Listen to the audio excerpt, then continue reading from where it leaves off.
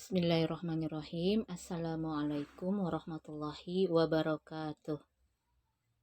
Alhamdulillah kita bertemu lagi ya anak-anak. Bagaimana kabarnya hari ini? Alhamdulillah, mudah-mudahan kabar anak-anakku sekalian baik-baik, sehat, dan tetap semangat ya belajar dari rumahnya. Ya, sekarang kita akan belajar materi bahasa Indonesia, masih tema 1, yaitu mengembangkan ide pokok menjadi sebuah paragraf. Anak-anak masih ingat apa yang dimaksud dengan ide pokok? Ya, ide pokok itu adalah inti permasalahan dari suatu teks. Apabila anak-anakku semua membaca sebuah teks atau paragraf, itu tidak terlepas dari apa yang menjadi inti permasalahannya.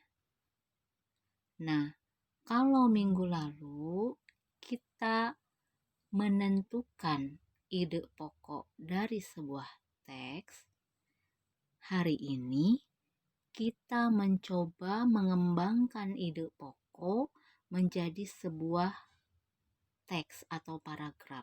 Jadi sekarang kebalikannya ya anak-anak.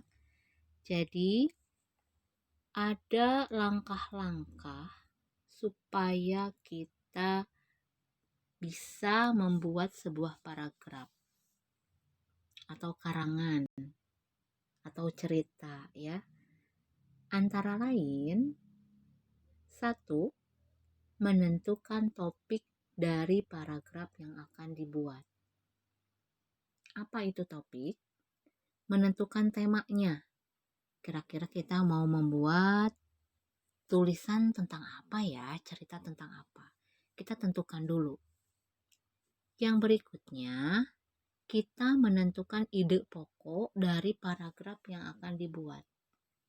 Setelah tadi kita tentukan temanya, lalu kita tentukan ide pokoknya apa. Setelah ide pokok ditentukan, lalu buatlah sebuah kalimat yang berisi ide pokok tersebut. Nanti kalimat ini akan menjadi kalimat utama. Setelah itu, kembangkan kalimat dan ide pokok tersebut menjadi beberapa kalimat. Kemudian, menulis beberapa kalimat yang berisi informasi tambahan. Apa itu informasi tambahan?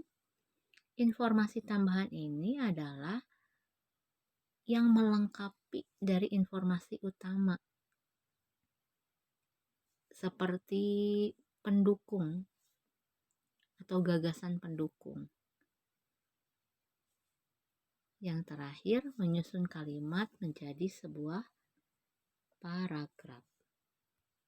Nah, itu langkah-langkah saat kita akan membuat sebuah paragraf. Nah, sekarang kita ke contoh ya anak-anak. Contohnya, kita akan membuat sebuah karangan yang temanya adalah sampah. Kita lihat. Oke. Rencananya kita akan membuat 3 paragraf. Masing-masing paragraf mengandung ide pokok. Paragraf ke-1, ide pokoknya adalah sampah barang tidak berguna lagi. Paragraf kedua, ide pokoknya sampah menumpuk menimbulkan bau. Dan paragraf terakhir, ide pokoknya adalah menjaga kebersihan lingkungan jauh dari sampah. Dari ketiga paragraf ini, yang sudah kita tentukan ide pokoknya masing-masing, kita akan coba kembangkan menjadi kalimat-kalimat yang tersusun dalam sebuah paragraf. Kita lihat selanjutnya. Oke, setelah ada ide pokok, kita harus membuat dahulu kalimat utamanya. Lalu kita membuat juga kalimat pengembangnya atau kalimat penjelasnya. Kalimat pengembang atau penjelas boleh lebih dari satu kalimat. Dari ketiga ide pokok di atas, kita coba ya mengembangkannya menjadi 3 paragraf. Nanti saat ketiga paragraf tersebut kita satukan, maka akan menjadi utuh sebuah cerita.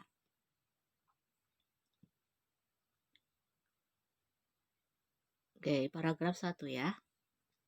Ide pokoknya adalah sampah barang tidak berguna lagi. Untuk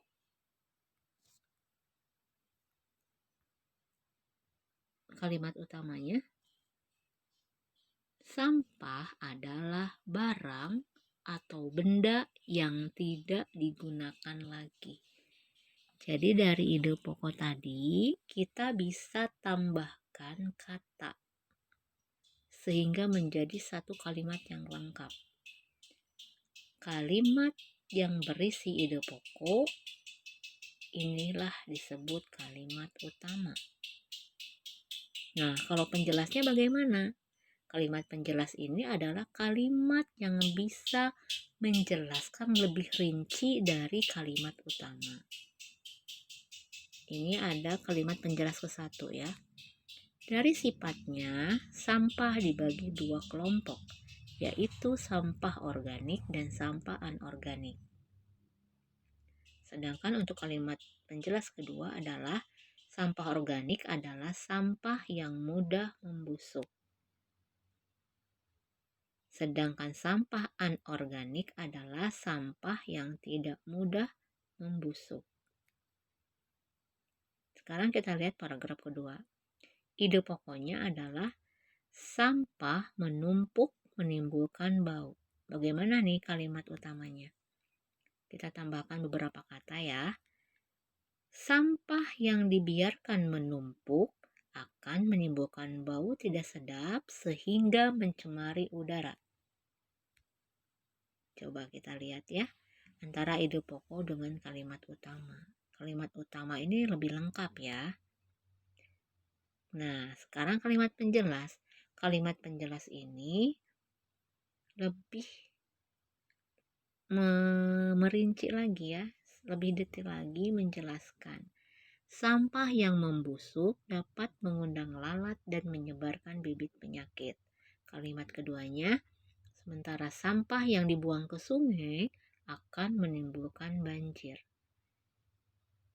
Itu sebagai kalimat penjelas kedua. Kita beralih ke paragraf 3.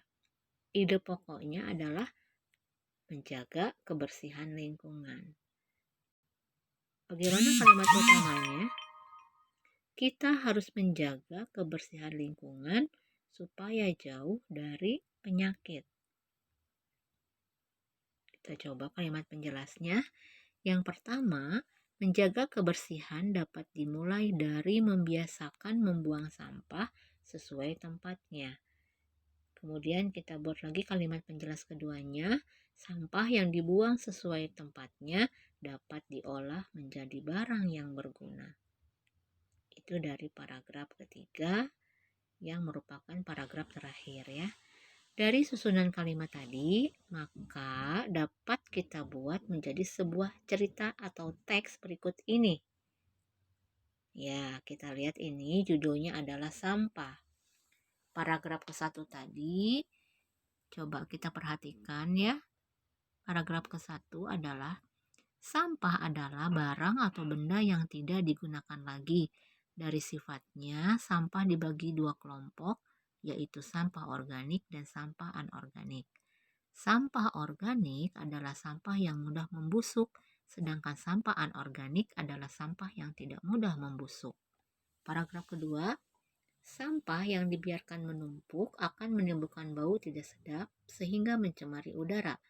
Sampah yang membusuk dapat mengundang lalat dan menyebarkan bibit penyakit, sementara sampah yang dibuang ke sungai akan menimbulkan banjir. paragraf ketiganya, kita harus menjaga kebersihan lingkungan supaya jauh dari penyakit. Menjaga kebersihan dapat dimulai dari membiasakan membuang sampah sesuai tempatnya. Sampah yang dibuang sesuai tempatnya dapat diolah menjadi barang yang berguna. Nah, anak-anak, dari ide pokok masing-masing paragraf yang kita buat di awal, ini menjadi sebuah teks atau sebuah cerita yang lengkap. Bagaimana anak-anak? Jadi pada saat kita akan membuat sebuah cerita, jangan lupa tentukan dahulu ide pokok dari masing-masing paragrafnya. Setelah ada ide pokok, buat menjadi kalimat utama. Setelah kalimat utama ada, kemudian kita tambahkan kalimat-kalimat penjelasnya. Boleh 1 kalimat, boleh 2 kalimat, ataupun boleh lebih ya. Nah, anak-anak, pembelajaran kita kali ini cukup sekian dulu ya. Mudah-mudahan bisa dipahami. Terima kasih atas perhatiannya.